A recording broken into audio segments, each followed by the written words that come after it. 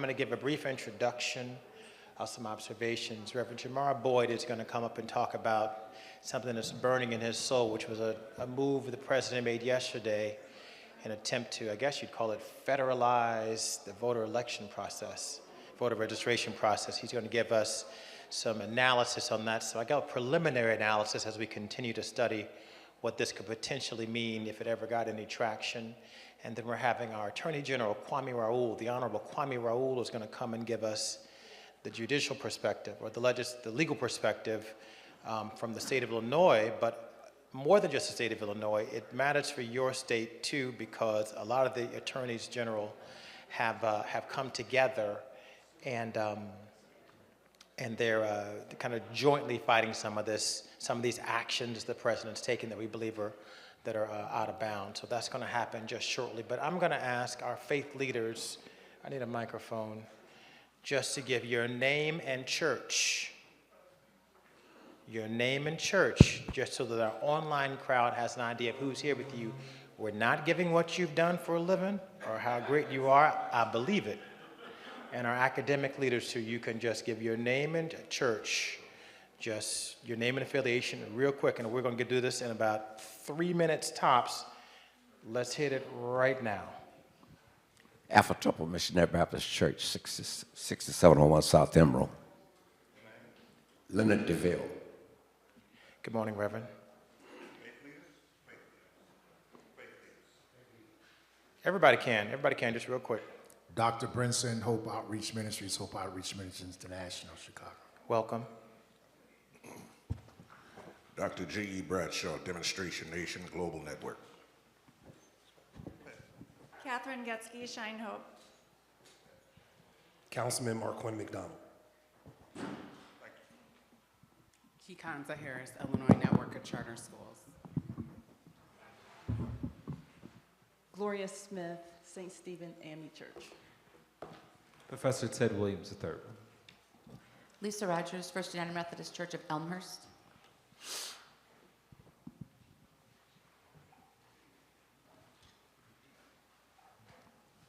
Tony Land, Fellowship Baptist Church. Apostle Dr. A.R. Wilson, Feast of the Harvest Outreach Ministries International. Welcome, welcome.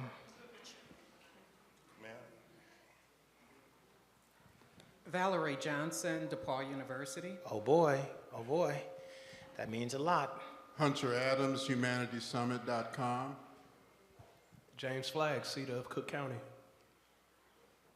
Speak clearly if you can. Chris Holmes, Planning and Community Development Associates. Yvette Moyo, Real Men Charities. Hello, Ms. Moyo. Ellen Corley, just research consultant. Dr. Ferris Williamson, representing Maple Park Methodist Church. Thank you. Dr. Cheryl Montgomery from 1570 Big Gospel Express. Pastor Sheila Wilson Freeline, Cary Temple AME Church. C.J. Wright, Christ Lutheran Church on the west side, 1511 North Lawn. Apostle Kevin Dean, New Vision of Faith Ministries. Welcome, Apostle.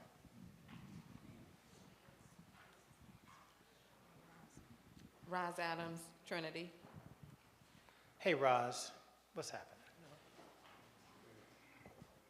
Some people I've known a long time.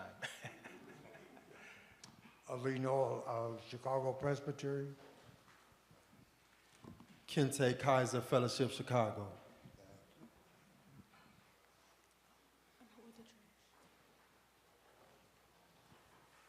Reverend Eric Clopton, Cosmopolitan Community Church. Good day, Reverend. And the presiding elder of the North Chicago District, Dr. Moody, just walked in also. Good, doctor. How you doing? Introduce yourself. Dennis Gary, St. Stephen AME Church. I want to thank you for your time today. Thank you for those introductions. Give yourselves a round of applause for coming. It's important. One of the things that we've been trying to impress in our gathering is a level of patience, steady patience, as we continue to steel ourselves and organize together, get to know each other better. And as, oh my goodness, how you doing? Dorian Carter said, that's a big, give Dorian Carter, you know what this means to us? Dorian Carter goes to well-organized, well-funded events, and she's here at a community meeting, and we want to thank you so much for joining us. Is to be patient, because we're trying to determine really the adversaries that we face and what's behind the movements that we're seeing. We're seeing some of their actions, and it's taking some time to uncover, please. It's taking some time to uncover what's really behind them. And so we've offered you an approach that's different from some approaches. We're all here because we're agitated and we're frustrated and we want to do something. And I'll give this example again and again and again, as long as I have the blessed opportunity to speak at this microphone. You do not want to get caught in the middle of the ocean without a buoy, thinking you're strong enough to swim, and the undertow takes you away. And so we have to, in ourselves, have a movement that's sustainable and repeatable. We've got to be organized and understand the foes that we're up against. And the foes we're up against are very smart. They've been doing this a very, very long time. They're well organized, they're highly intellectual, and they have a philosophical perspective that keeps them going. And at this time, they're together. I'll offer just, again, as we learn these pieces, we learned over the last several weeks that piece number one, in no particular order, what gives the administration its power, its strength, is a sustained voter base that is keeping their approval ratings high.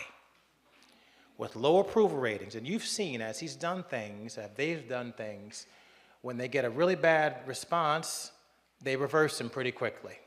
But by and large, they have high approval ratings, some of the highest he's ever had.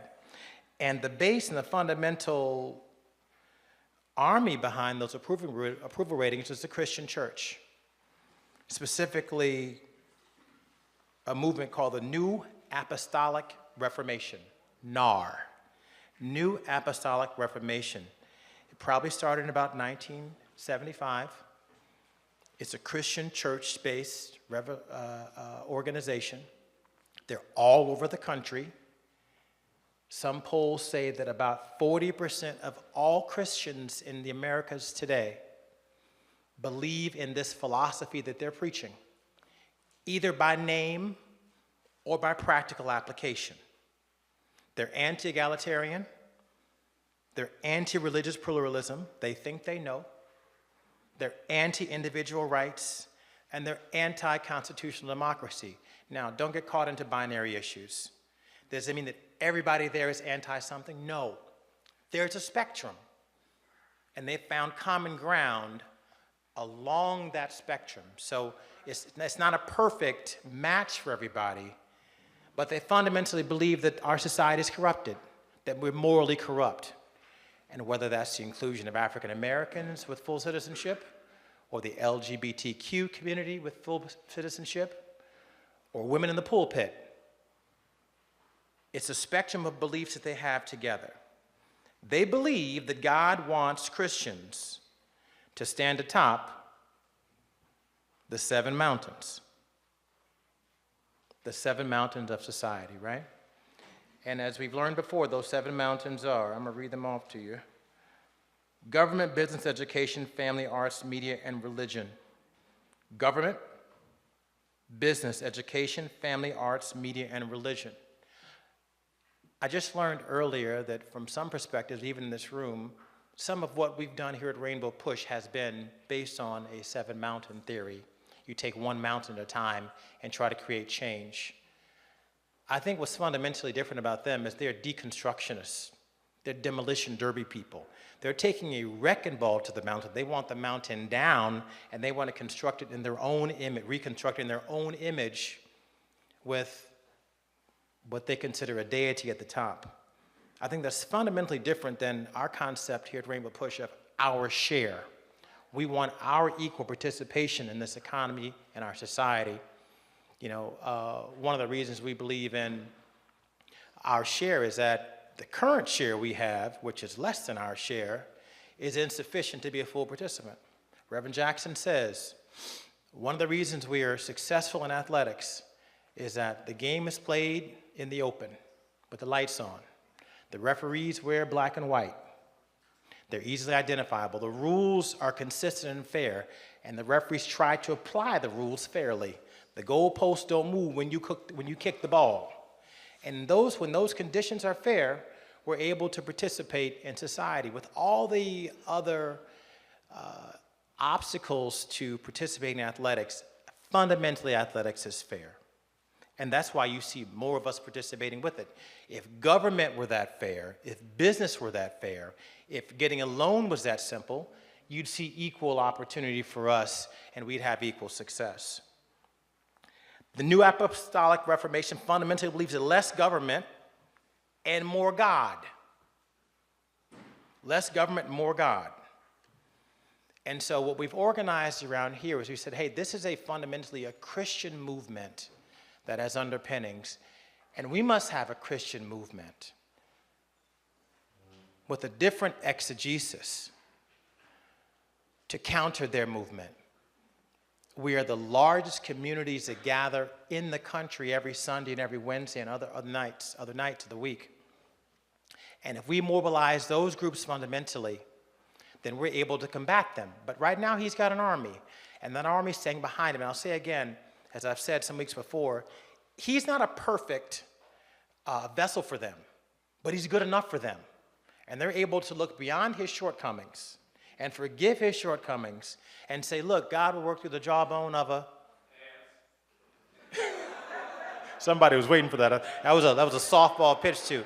He'll work through the jawbone of an ass if he has to get the message out, right? Wrong is wrong if your parents do it. Right is right if your parents do it. So the point is, he's their vessel. And I've also said this every 2 weeks, and I think it's important. They pray so much. They say that they've been praying 24 hours a day, 7 days a week, for over 15 years, for the culmination of their prayers to come true in the image that is currently Donald Trump. That's how strong they are. They see him as that. He may not be the end today. He doesn't know that. But he's a means to their end. That's the first thing. The New Apostolic Reformation gives him a lot of strength, and we must also steel our army so we understand where our strength comes from. The second thing, Van Jones kind of highlighted it, and I've seen Reverend Moss do some work on it, called the Neo-Reactionary Movement, NRX, otherwise called the Dark Enlightenment. If you remember from school, the Enlightenment period is the period that we're in. It kind of gave us the underpinnings of liberal democracy. Well, there's a movement called the Dark Enlightenment. Its founder, or not really its founder, but its progenitor is Curtis Yarvin. He's an intellectual thinker. He's a tech bro. He's a eugenicist, white nationalist. He's anti-democratic. He's anti-egalitarian movements. And he popularized the Dark Enlightenment. The Dark Enlightenment has taken hold in the tech industry with Elon Musk, with Peter Thiel. It's interesting when you think about the Dark Enlightenment, if you listen to what they say, and they say so much, it's hard to always understand what they're saying. What color is Elon Musk's hat? It's kind of an overlord black. He's not wearing the red one. It's a nod to the Dark Enlightenment. He's not red MAGA, he's dark MAGA. And that's important. He also refuses to wear a suit, right? Why? Because I'm so rich, I'm so in charge, I don't follow your dress code. And you don't comment on my dress code. I wear what I want to wear. They're just symbols. They're just symbols. None of this is perfect application. Some of it's just theory. But if you understand the theoretical underpinnings and where they're coming from, you understand where they're going. They're not going to get all the way there on their theory. Our democracy is a theory. It's not all the way there. We've been working and bleeding and dying and marching for our democracy for 250 years. And we're still trying to perfect this concept of a union. So their theory now is being applied in pieces. You'll never get to the whole theory. Neo-reactionary movement. They believe fundamentally that democracy does not work.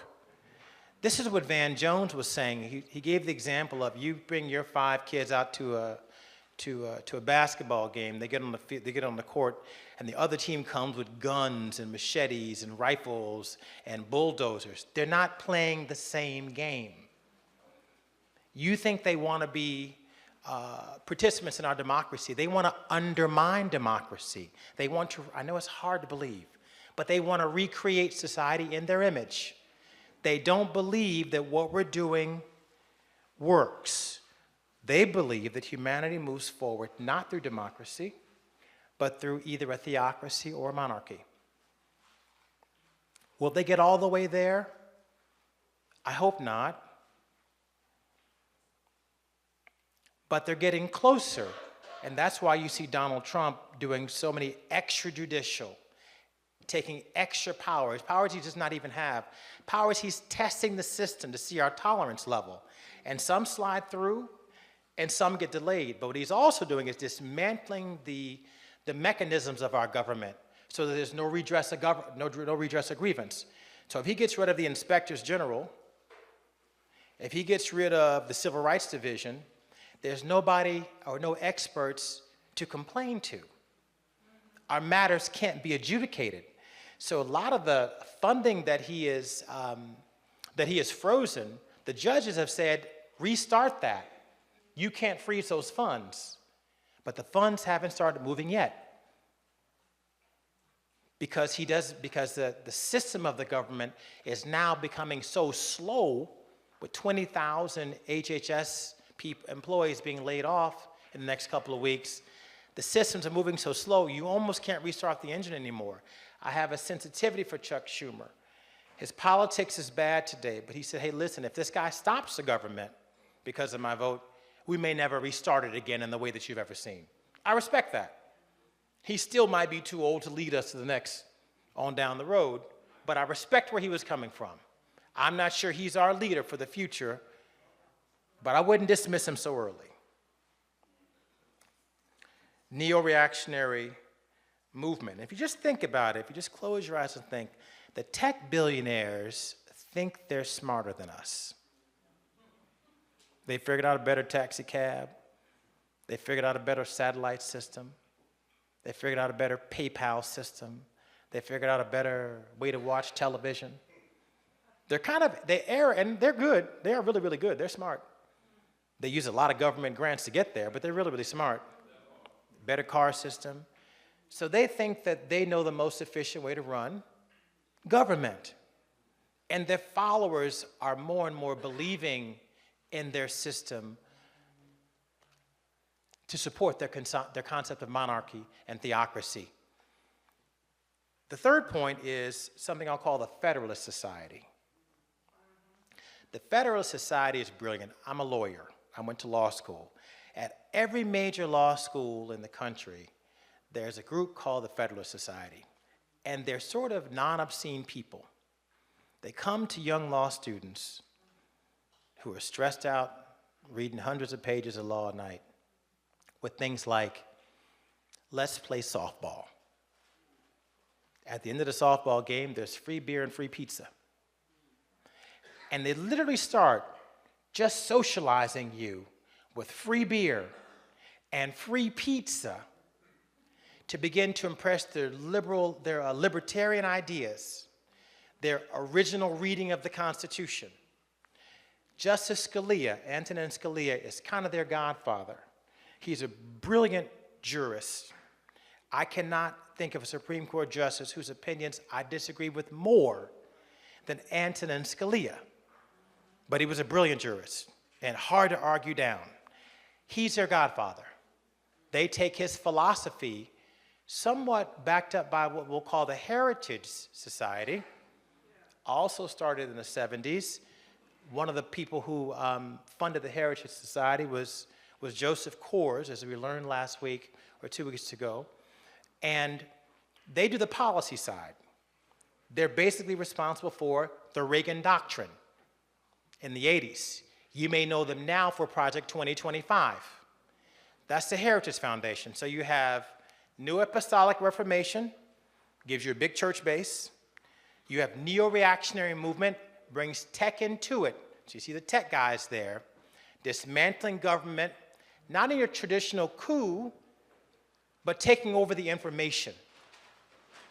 Then you have the Federalist Society infiltrating and very early affecting the minds of our young law students who become young justices and older justices. And now you have probably 5 decades of Federalist Society in the minds of our judicial system. Now, as again I was saying, there's a spectrum of thought. It's not to say that the Federalist Society and the NAR and the NRX are all in alignment. That's not true. That's not my point. If you think about it, when Doge was first considered, there was Elon Musk and who else? Anybody remember? There were 2 people, Vivek Ramaswamy and Elon Musk. Ramaswamy dropped out. I talked to a friend of mine that I went to law school with. His name is Bob Bush, a brilliant young lawyer and a businessman. He now runs a company called Mutombo Coffee. It's a faith-based coffee business that he did with Dikembe Mutombo. Mutombo passed last year, and Bob is here running the coffee. He said, Yusuf, remember the Federalist Society said, you know, we want facts, not emotions. Facts, not thoughts. He said they came to you from the libertarian perspective, and they're constitutionalists fundamentally. And Vivek Ramaswamy's idea was to change the government. His whole idea is that we shouldn't have regulation that isn't passed by Congress. That there's a middle class, not an economic middle class, but a middle class of government people who are making laws you have to live with through regulation, and that's not constitutional. Because Congress has got to pass the law, and then the president's got to sign it. But the regulation is his issue, and he wanted to cut the fat out of the government by cutting out the regulators. Regulation, original reading of the Constitution, Ramaswamy against tech, NRX, Musk. It didn't work. So there you have one side, they were trying to get together to make government more efficient, but one side was on the tech side, and the other guy was on the libertarian side, and that didn't work. The tech side has won out, and Ramaswamy's gone on about his business. The last thing is, there's two parts of that. I've given you the last thing. One is the Heritage Foundation. So on the policy side, that's where they are. Study that. I'm only giving you thumbnails. The other side is the Federalist Society. I understand their impact on our judiciary. The other side is New Apostolic Reformation. I understand its impact on our church and what they see. The other one's NRX on the tech side. And you'll see where those circles intersect. All right? I've only given you thumbnails. You have to continue to study this thing so that when you want to stand up for your rights, when you want to use those $1.6 trillion of African American spend for our benefit, you know how to direct them and you know what you're fighting against. All right. Our guest speaker has arrived today, and both of our guest speakers have arrived. Brother Kwame, are you going to stay for a little Q&A afterwards if you can? Just for a few minutes? We have with us a very, very special guest. He's special in our city and he's special in our state. Rumor has it he also has a hell of a basketball game. Or at least he used to have a basketball game. Now I see him post mostly pictures of shots. I don't see him taking anybody to the hole anymore. But he shows you his warm-up. He's got that Steph Curry warm-up. It's beautiful. But Brother Kwame Raoul is our Attorney General. He has relationships with other attorneys generals around the country, and together they formed at one level an effort to protect our constitutional rights against some executive encroachments. I thought it was important as we gather faith leaders and community leaders that we also bring in, one, the union side, because as workers are let go, there's an opportunity for coalition building. And as rural Americans lose their health care, there's an opportunity for coalition building. And as farmers lose aid, there's an opportunity for coalition building. And as our auto manufacturers deal with tariffs, there's an opportunity for coalition building. It sounds a lot like the Rainbow Push Coalition. And we have to make room for coalition building. And as we have students taken from dorm rooms at leading universities, frightening our kids in school, there's an opportunity for coalition. But we have to have pretty strong backbone here to stand up for our rights. So that's the point of why we're gathered here. We continue to get smarter and smarter. Yes, use your dollars with discipline. If you want to boycott, go nuts. If you want to march at the federal building, go nuts. Together in time, we'll do it. But I'm not going to ask you not to use your agitation to your advantage. I'm only going to ask you to hold some of your powder. Because when we begin to act together in a concerted way, we're going to have gains that are more easily measured, and I think they're going to have more lasting impact. And with that, I'll ask the Honorable Kwame Raoul to come and address our group. Thank you, sir.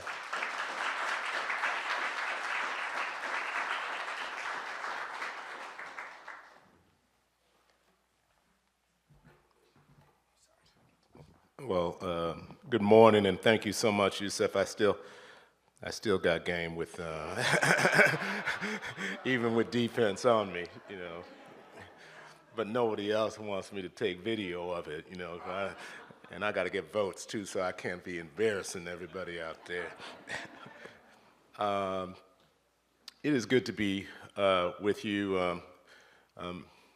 Many of you know this is just coming home for me because I spent most of my life living within a 2-block radius of Rainbow Push. My wife has since moved me out, but this is always coming home for me, and so it's really good to be here. I want to start from where Yusef just left. I think that the point he just made with regards to coalition building highlights something with regards to the acts of federal overreach that we've seen over the course of the last 2.5 months. I often tell people that, you know, it's not my job as Attorney General to go to the courtroom when I disagree with policy. I did not vote for President Trump. I did not campaign for President Trump, but President Trump won the elections. And so he does have a right to try to implement his policy. However, it cannot do so unlawfully. He cannot do so with disregard to the Constitution and to the federal laws. I tell people that on January 20th, we inaugurated a president. We did not coronate a king.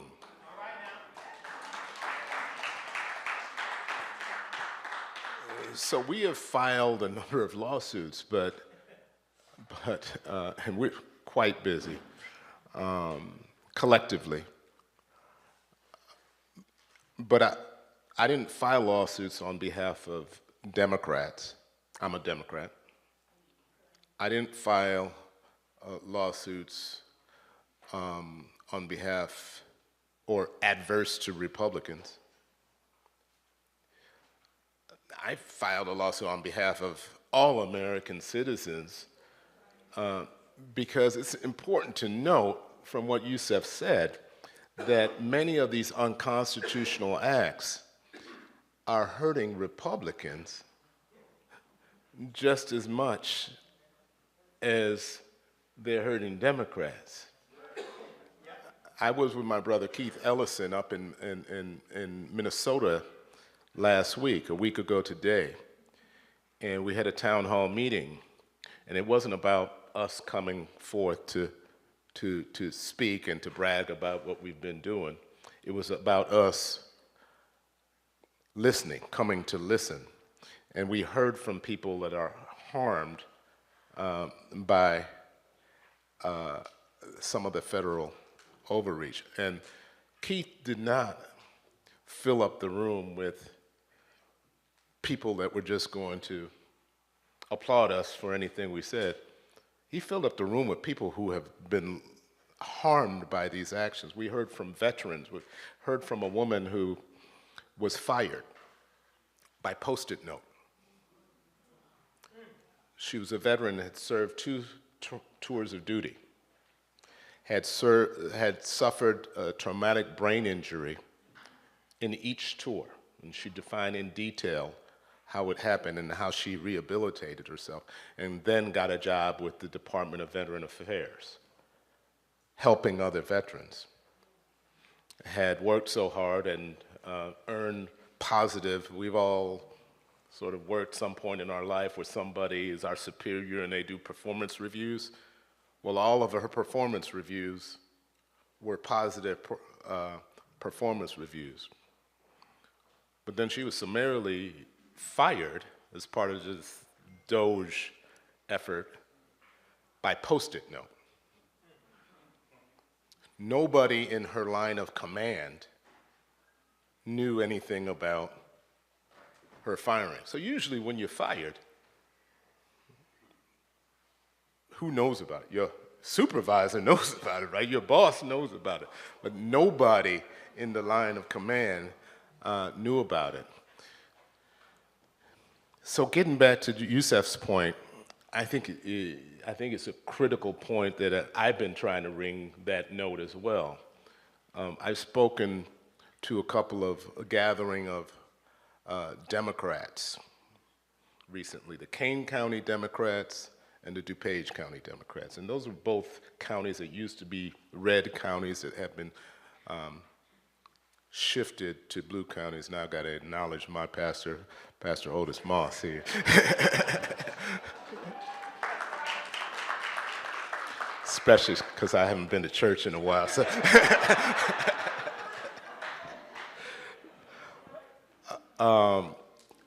but I listened as the governor started listing hurts that were red meat to Democrats. I listened to, as the lieutenant governor, started listing hurts that were red meat to Democrats as congressmen and so forth. And then I stepped up and I said, we're a room full of Democrats talking to each other, but we all know Republicans who are hurting right now. People who voted for Donald Trump who've been fired. Farmers who are harmed by the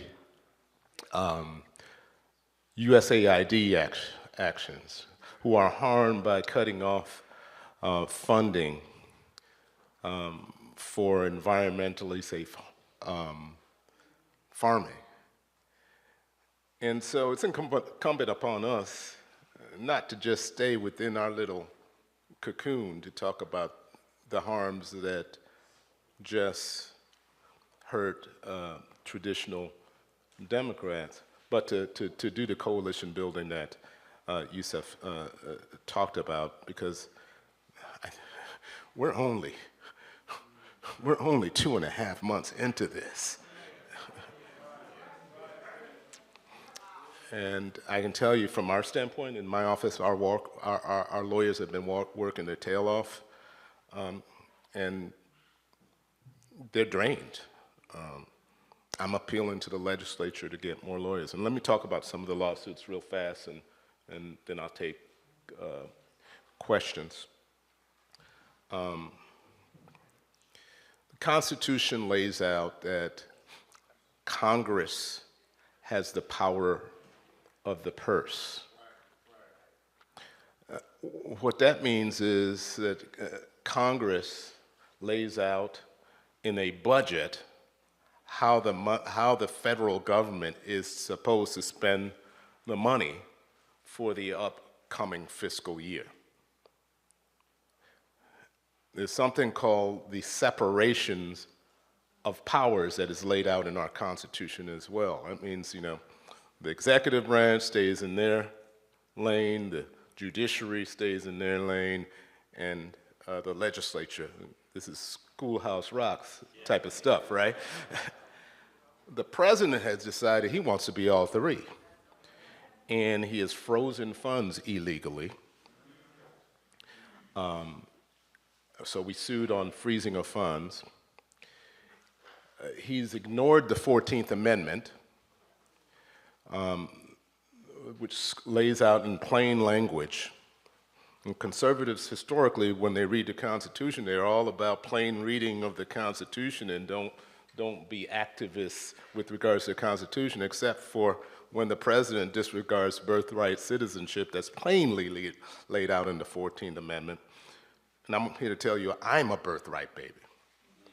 My mother was not yet a naturalized citizen when I was born. So this is a personal one for me. And so we filed a lawsuit, and the judge in the Washington court said, it is blatantly unconstitutional, and I can't see how any member of the bar can enter any courtroom and put forth an argument otherwise. Sometimes, you have litigation in a courtroom, and it could go either way, but the judge was saying, I can't even see how you put your suit on and decided to leave the house and walk into this courtroom and come before me and even dare to say that the 14th Amendment says anything different than it says in the plain language of the 14th Amendment. I'm a survivor of prostate cancer. And I'm 9 years ago, last week, I've been cancer-free for nine years. And since the beginning, I've spoken very publicly about it. I lost my father and both of my grandfathers to prostate cancer. And so I took right away to talking very publicly about it. And as a result, through the years, people have come to me who've been diagnosed with prostate cancer, and I've tried to advise them along the way. And what I've noted is that availability for diagnosis and treatment just over these 9 years has evolved so much as a result of medical research.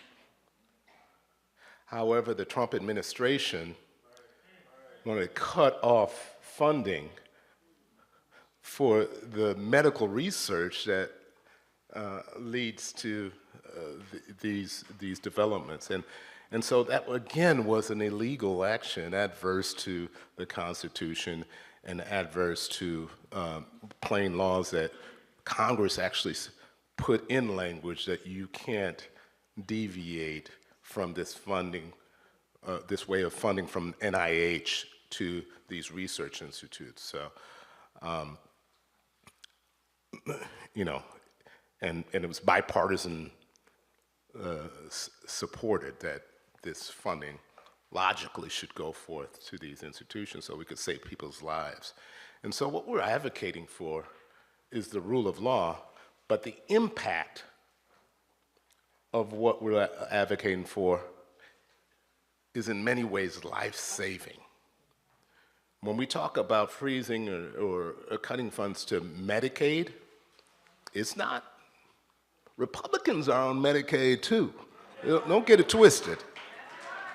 And I could take you to areas of Illinois that are deep red areas that if they carry out all these Medicaid cuts, there will be no hospital.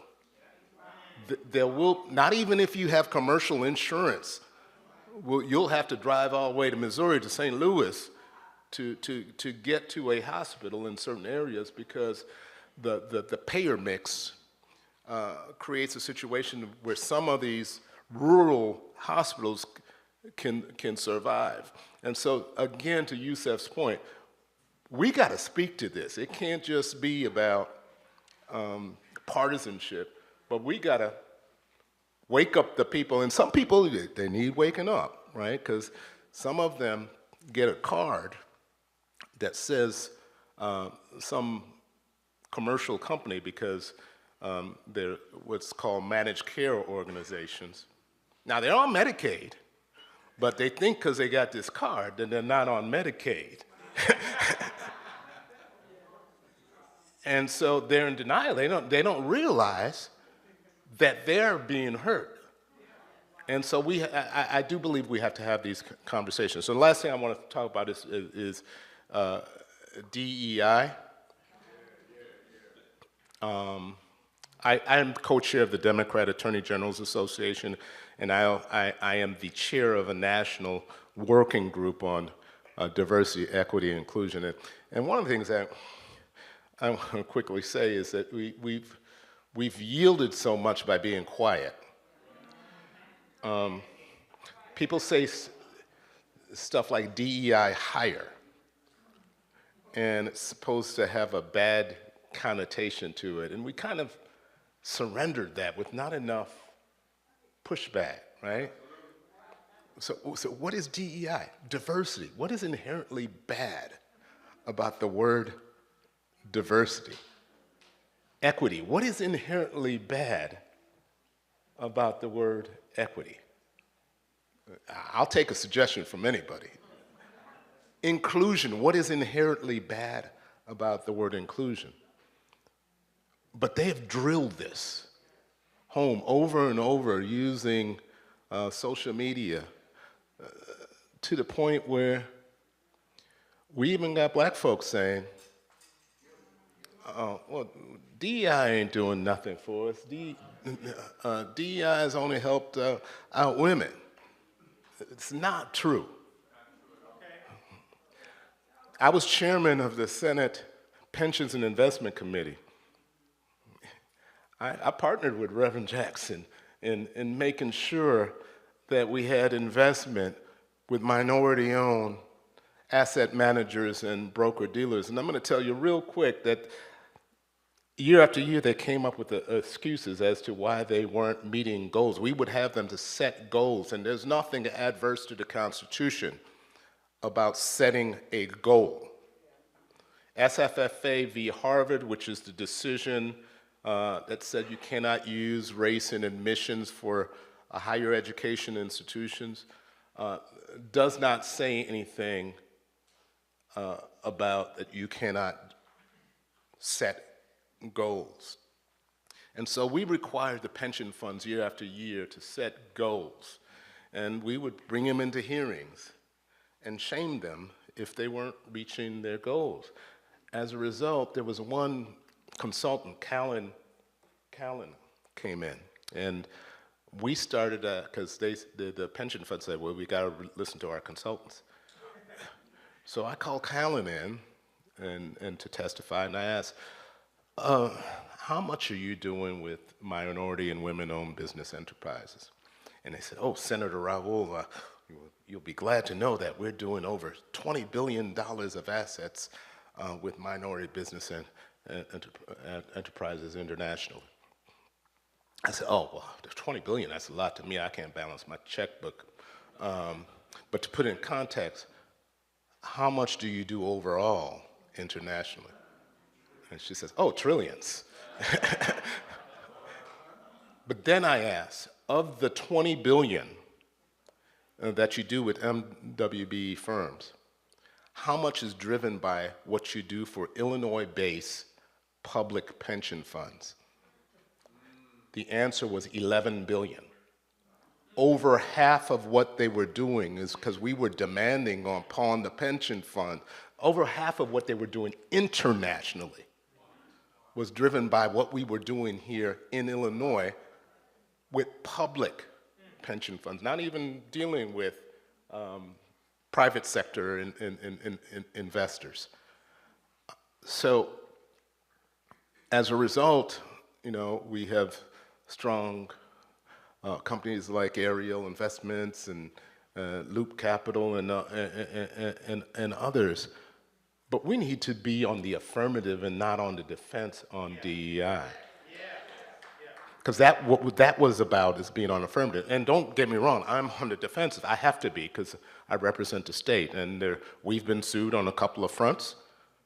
And there's some things that the legislature has done where we may have to tweak it a little bit. But the assault on DEI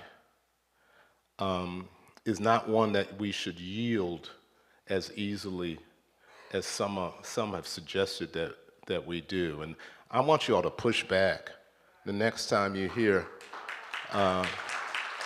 somebody say DEI has not done anything for us. It's only helped women. Yeah, it has helped women business enterprise for certain. But if we yield on this, as we've seen with the Department of Defense, they won't stop at what your policies are. They will erase your history.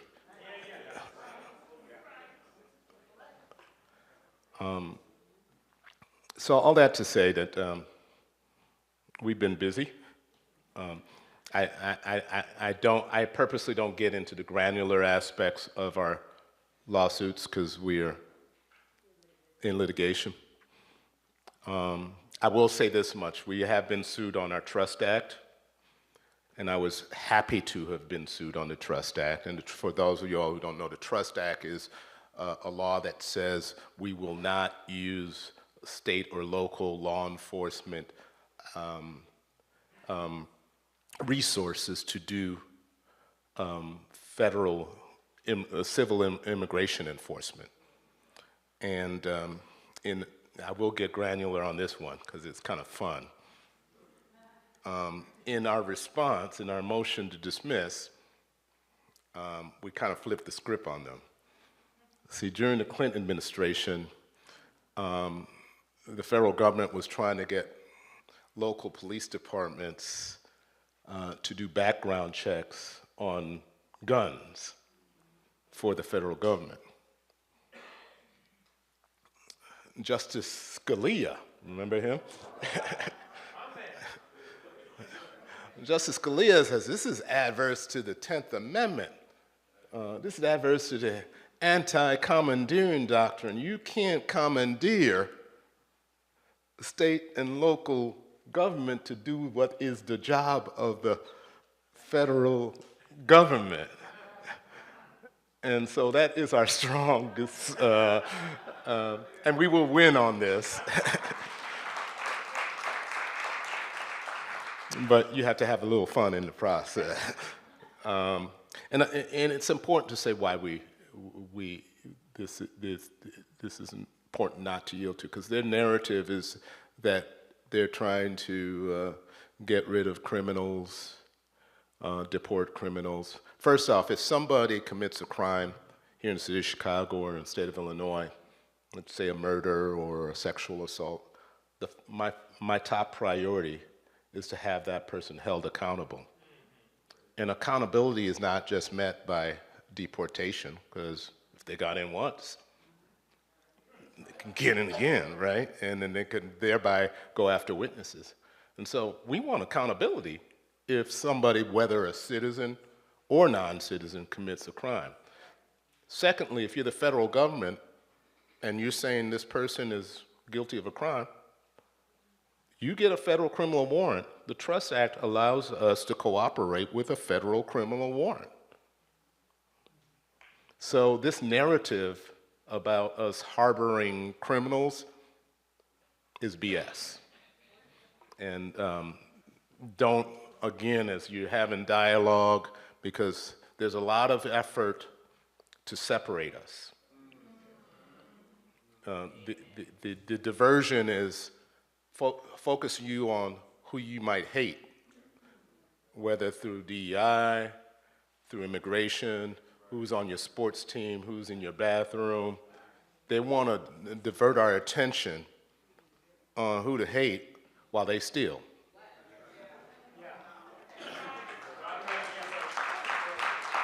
So let me take some questions real quick. Let's give our, hey, give me some mic.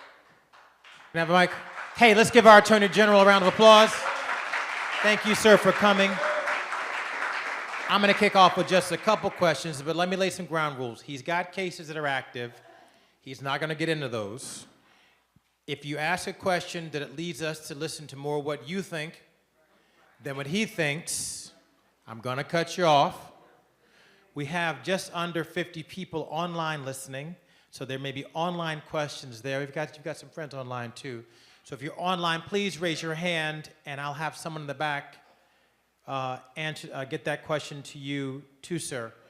Real quick, I just have a couple as a point of privilege. I'm coming to you. How many lawyers do you have? How many lawyers do you need? You said you would ask for some new lawyers. I know that we have a budget issue. I don't want to make this a two-part question, but are you going to get the lawyers that you need for this kind of fight, first of all? And then how do you determine when you are going to go at it by yourself or with allies like Keith Ellison? Yeah, so we have about 500 lawyers in my office. I could easily use 1,000. I'm not going to get 1,000. Let me say this about the lawyers in my office. These are people who don't come to work at the Attorney General's office for the pay. These are people who could easily make 3 or 4 times as much as they're making in my office. These are people who are there for purpose. From the top law schools in the country, who've clerked with the federal judges, and my biggest surprise when I took over was a pedigree of lawyers that I inherited and was able to recruit into the office. So we have good lawyers. To all those who says that the Attorney General needs to go to outside counsel for this case or that case, that's BS. We've got great lawyers in the office. But they're burdened. Some of them, for some of this litigation, have stayed up all night on some instances, working up these complaints and getting declarations and so forth together.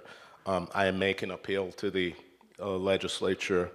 I've asked for $15 million more in this budget, where otherwise most state agencies are contracting, are cutting their budget. But what I've told my old former colleagues in the legislature and the governor is that for over my 6 years as Attorney General, for every dollar that the state's general revenue fund has invested in the Attorney General's office, we've returned $22.50 to the state of Illinois.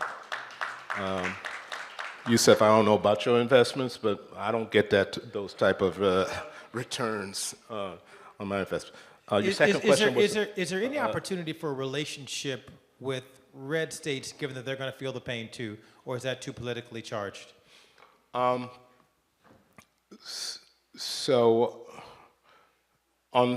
We do collaborate on some issues. So we have, for instance, sued TikTok, sued Meta.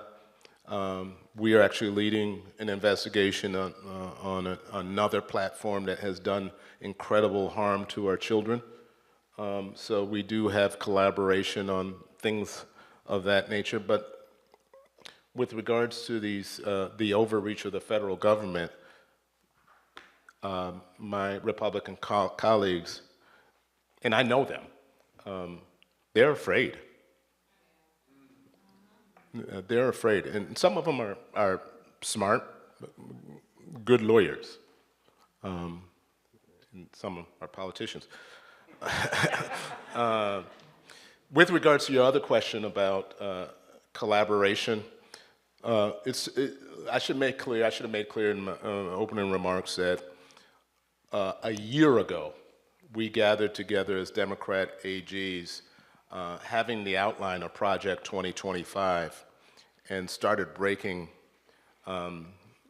apart responsibility for researching and preparing for if Donald Trump were to win the election.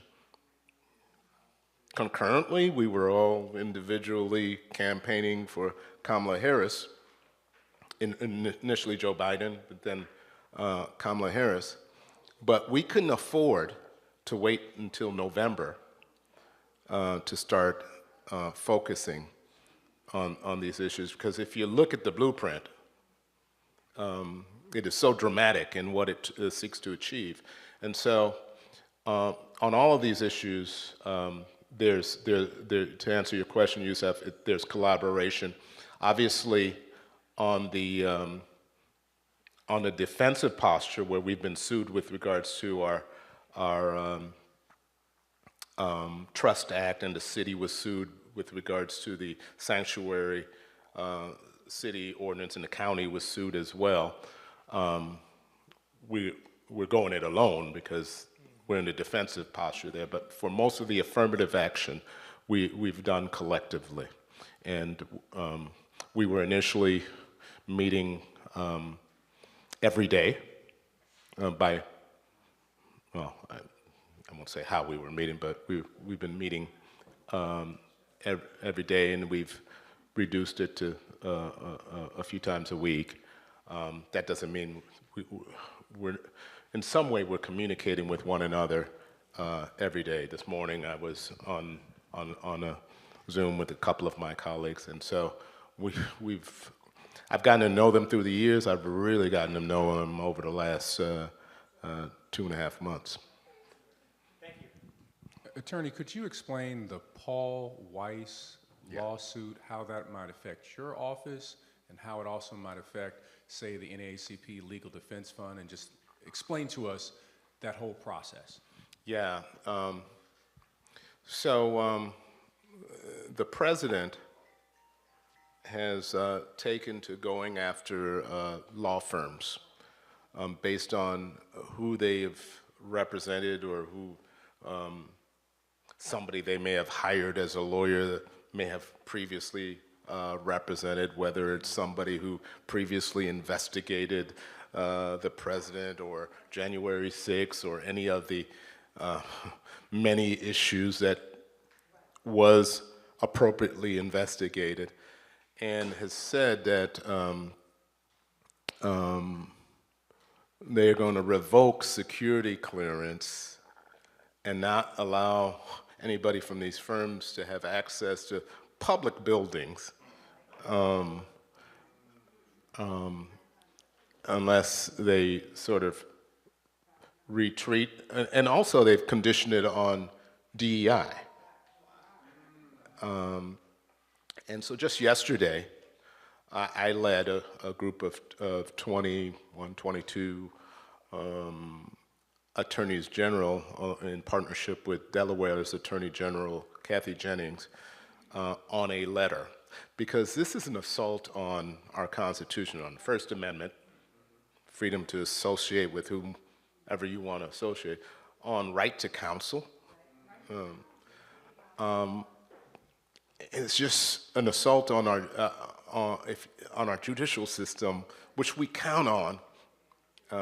If you have like a gripe and you have something that you want to get recovery, we steer away from you settling it in the streets by way of creating access to the courts, and within that, access to representation of your choice. And so this is a threat to that fundamental principle. Paul Weiss is a firm that, by way of the New York AG's office, we were actually friendly with, and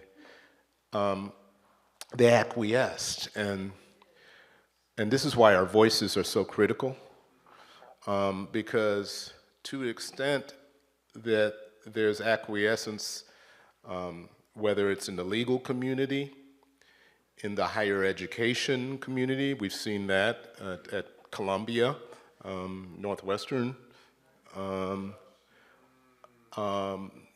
corporate community, Walmart, Target, Amazon, to the extent that there's continual acquiescence, the line keeps moving.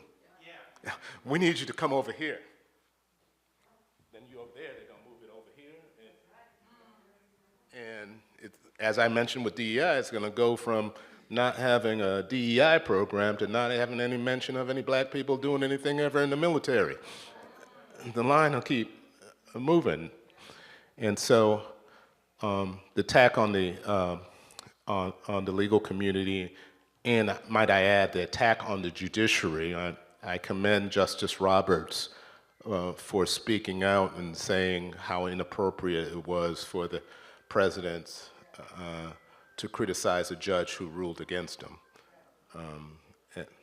and call for impeachment. This came from online. Are you anticipating attacks on Illinois BEP and other programs that progressive states have, and how are you preparing for that? Yes. And I'll speak a little bit cryptically on this because we are in the midst of a couple of lawsuits in the defensive posture right now. What I will say just generally more broadly is that we do have to, on the heels of SFFA v. Harvard, we do have to evaluate where we may have implemented policy and gone a little bit too far with our language that creates vulnerability to whatever we have done with good intent, being vulnerable to being deemed unconstitutional. And so we're going through that evaluation with some of our statutes. That does not mean retreating on the notion of inclusion and goal setting and just retreating. We wrote a letter to the ABA because the ABA initially didn't change their standards, but ran away from the nomenclature. And I got a problem with running away from the nomenclature, because you'll find a lot of companies saying, oh, we're not doing anything different. But they've whitewashed all their documents of the words diversity, equity, and inclusion. Again, I go back to what's wrong with diversity, what's wrong with equity, what's wrong with inclusion. And if you're running away from the nomenclature, I don't trust you to be upholding the standards. Oh, I'm sorry. How are you? I'm wonderful. Good to see you, Attorney General. In this room, we've brought together interfaith leaders, we've brought together pastors that are beloved. We all have constituents, people who are filling community centers and churches and mosques and temples who are like, what do we do, right? And we're hearing a lot of defensive spaces that we should be in. How are we protecting? How are we defending? I guess in your opinion, where do we go on the offense? Where do we go on the offense before they make us go on the defense?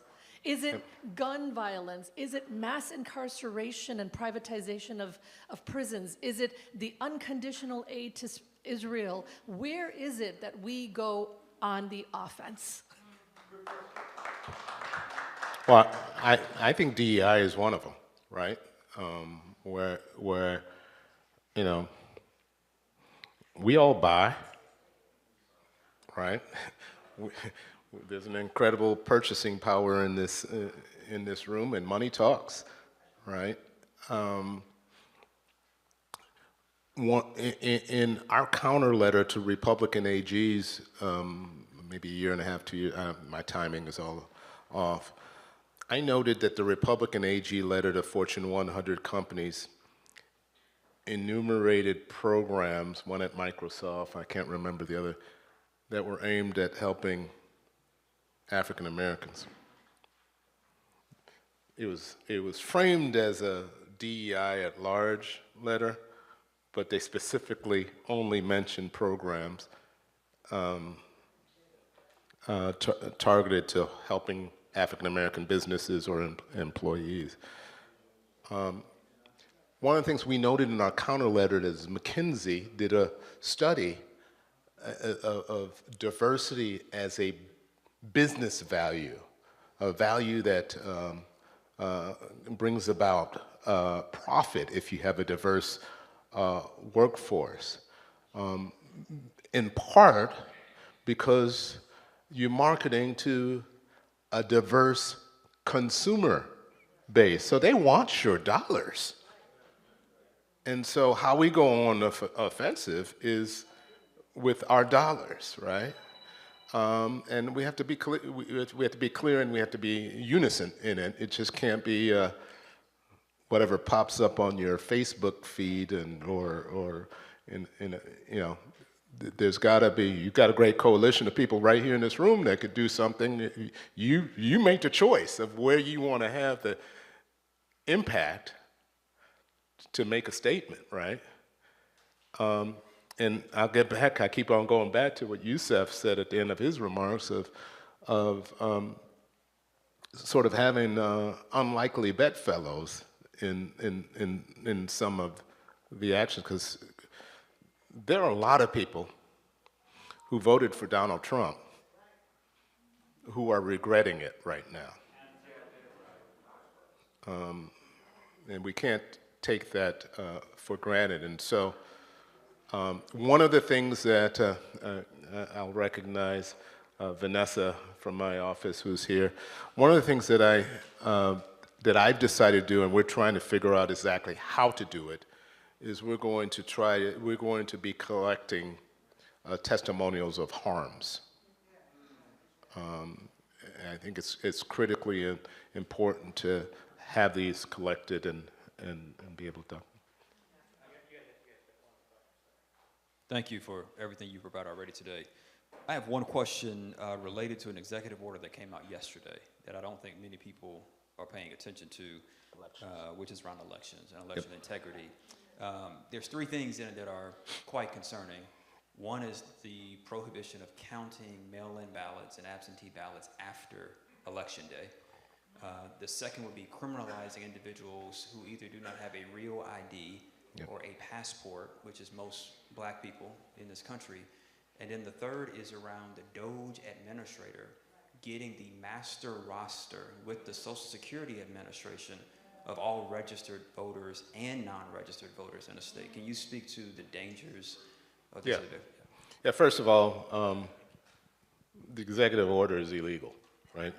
You don't have it's kind of a broken record, you don't have the authority as the President of the United States that is constitutionally and legislatively laid out for the states to determine. So from state to state, there are different policies on mail-in ballots. Ours is, I think, 14 days afterwards. And if you think about it in the context of the delays that we saw under DeJoy with the Postal Department, sometimes even 14 days might not be enough.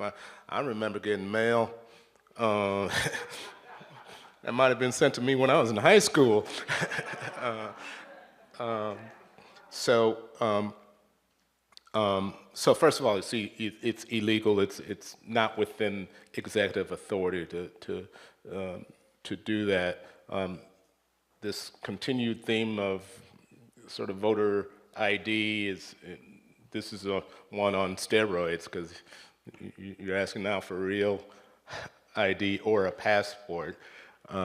So many, it disproportionately impacts our community for certain. So this is, but let's be clear, we had a conversation that this is, yesterday, this is out of fear.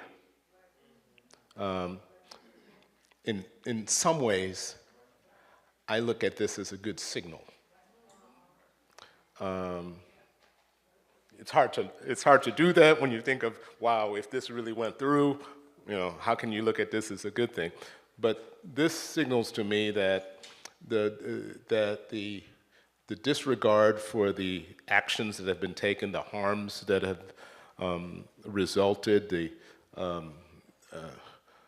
sort of unconscionable power given to Elon Musk. Elon Musk is a very unpopular individual right now. And so if you start thinking about, part of the reason that they're doing so much so fast is because, when you're a new president, you have that first 18 months or so to try to get whatever your priority agenda is, and then you're dealing with a midterm election. So they're already concerned about midterm elections. There's a state Supreme Court race going on in Wisconsin that if anybody has time, go up to Wisconsin right now, because this is such a pivotal race. And part of it, and I hate to just kind of go off of your question a little bit, part of the reason why it's pivotal is because people will be looking at the result of that race, including the president, right? That's why Elon Musk is investing so much in that race, because if the Democrat candidate for Supreme Court prevails, then you have members of Congress less apt to be the lapdogs that they've been to the president over the last two. Because if you think about this in the context of if I'm a congressman, the president's taking my power away, right? I mean, if I'm a Republican congressman, I've got the majority, and the president's taking my authority away. But what drives them more than that is the politics of self-preservation. But if the tea leaves say that, oh, you've lost Wisconsin Supreme Court race, then, thank you for that question. I should have addressed it, especially being in this house, right? Voting rights. I was a sponsor of the Illinois Voting Rights Act, as well as a constitutional amendment that gives us voting rights protection here in the state of Illinois. And so I'll be the last person to allow the president to illegally take the types of, that I believe we have in the state of Illinois, the strongest voting rights protection in the country. The Illinois Voting Rights Act, which I sponsored, goes beyond the Federal Voting Rights Act in protecting language minorities and minorities at large and communities of interest, because the Federal Voting Rights Act requires over 50% in an area. We say as long as you can influence the impact of the election, your community can't be cracked.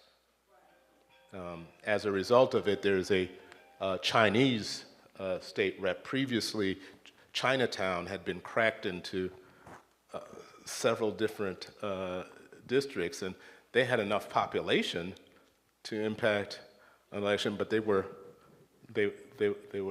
cracked. Now they have a representative, they have an alderman now, and that's as a result of the voting rights protection that we put on the books.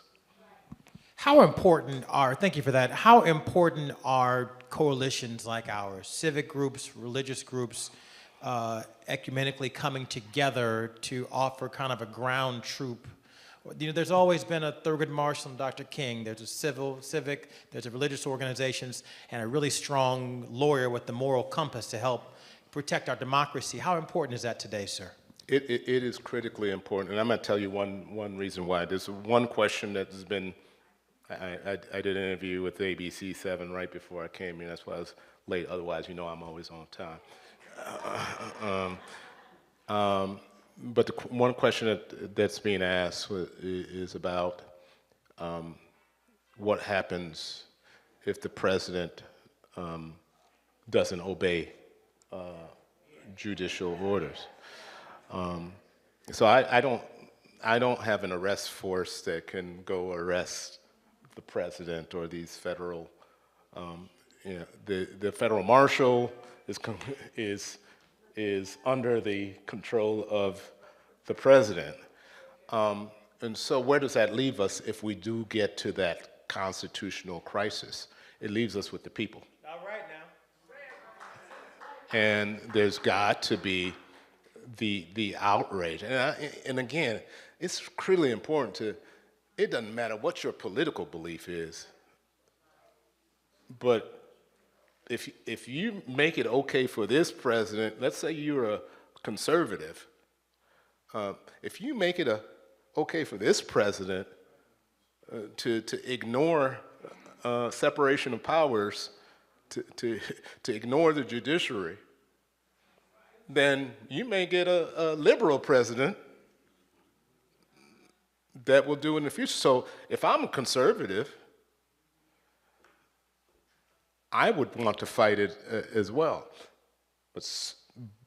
But especially if I'm a conservative who just lost my job because Elon Musk, or who I'm losing money on my farm because of the action with USAID, or my beloved University of Alabama is not getting its University of Oklahoma or University of Texas is not getting its research funding, or if I'm in a red district and my hospital is closed down, and I got somebody in my family who's suffered head trauma, and I don't have anywhere to go in any close distance to my home because of all of the Medicaid cuts. So these are not red or blue or Democrat or Republican issues. These are issues that are impacting every American in the United States. And it's just a matter of the people waking up other people saying, hey, we may disagree on policy, but we're all being harmed together. So yes, very important. You have a question online from Reverend Ginger Sorelli. I'm going to let you read that question because I couldn't quite figure out what she's trying to say. Can we let her speak for a second? If there's anybody else, listen, we've kept our Attorney General here a long time. We're going to end on time. But if we have a question or two that are quick, let's knock them out. I hope it's about my jump shot. I could ask you about your jump shot. That'd be a softball, except it'd be a basketball. I wanted to go back to the thing about the Paul Weiss situation, the universities that have capitulated to the threats of Trump. And I'm just curious if the primary risks to those organizations are financial. Are there other things that they're losing? And what, you talked about holding the line, and that as people don't hold the line moves. I'm wondering what you would say the risks are to those organizations if they do capitulate to the president. Do you think there's going to be backlash against them in other ways?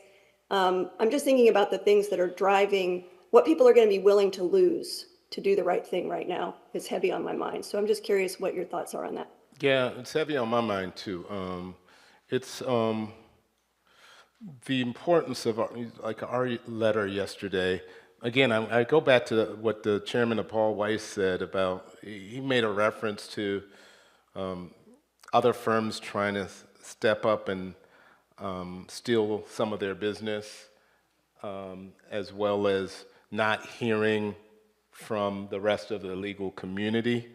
And so that was part of the impetus. We were working on the letter for some time, and we had to amend it several times because every few days the president would do something else.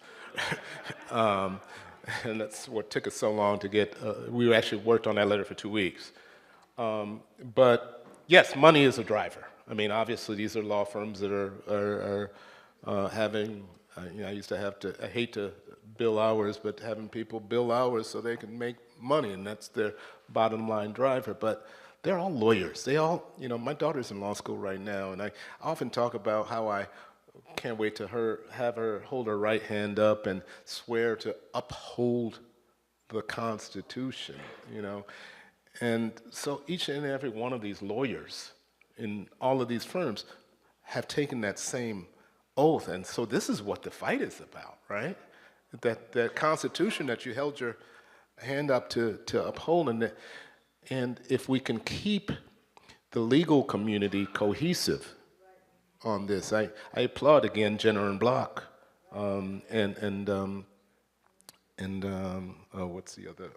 Was it Oric or yeah, Oric for standing up, because it's an intimidating thing to have the president of the United States to say that you're taking away your the security clearance that enables you to represent some maybe major defense contractors and some people who would pay you a whole lot of money. But we got to have a call for these industries to be cohesive, because what is the poem outside of and then they came for me, right?